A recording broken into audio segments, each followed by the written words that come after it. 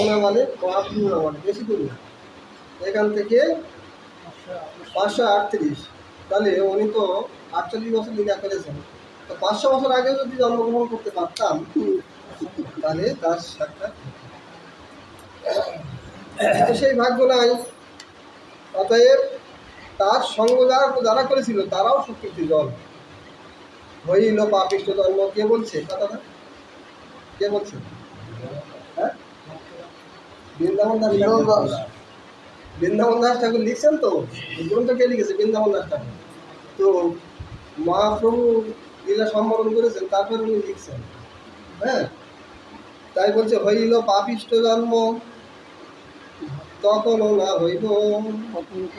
হ্যাঁ, হইল পাপিষ্ঠ জন্ম নহিল তখনে, হইলাও বঞ্চিত সে সুখদর্শনে। তথাপি এই কৃপা করো গৌর চন্দ্র, সে লীলা মোহর স্মৃতি হোক জন্ম জন্ম।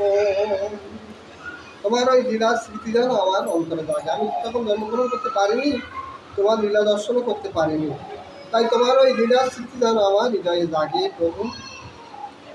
সবার সাথে তুমি নিত্যানন্দ যথা, তুমি সবার সাথে আছো, তুমি সবসময় নিত্য আনন্দে আছো। যেখানে যেখানে থাকো সেখানেই তো তোমার বৃন্দাবন ধাম, সেখানেই তো তোমার নিত্য লীলা স্থান।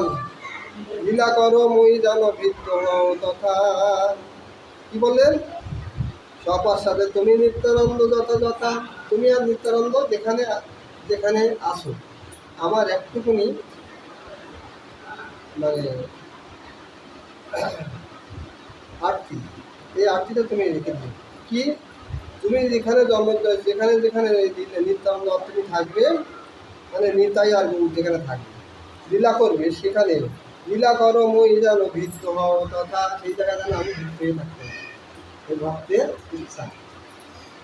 আর লীলা করো মই জানো ভিত্ত হও তথা, শ্রীকৃষ্ণ চৈতন্য নিত্যানন্দ সাবধান, বৃন্দাবন দাস পশু পরে যুগে গান। জয় জয় শ্রী গুরু নিতাই তাহলে এই সর্বজ্ঞ কিন্তু বিকালবেলা বলবে, এখন সেই বিকাল হোক, তারপরে এখন তো রাত্রি, বিকাল হলে তখন বলবে মহাপ্রভু। তাহলে কী বলবেন? সর্বজ্ঞের কথা যদি জানতে হয় তো আবার কালকে আসতে হবে। আজকের একাদশী ব্রত